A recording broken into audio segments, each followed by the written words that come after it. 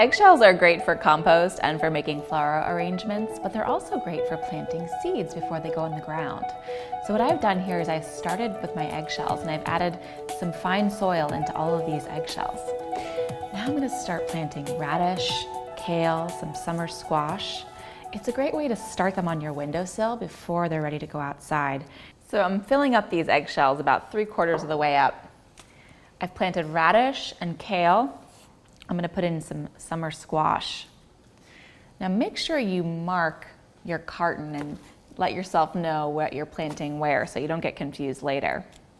Tuck these in about 1/4 of an inch for the squash. We're just going to dampen the soil slightly. You don't want to make it too wet, but you want a nice bright light and some warm temperature. A great place would be on a windowsill, above a refrigerator, somewhere where it's going to get a good temperature, about 72 degrees. It's that simple. In about 7 days, they're going to start to germinate. And once they get tall enough, you can crack the eggshell and set them right in the ground. And the eggshell will serve as a fertilizer as well.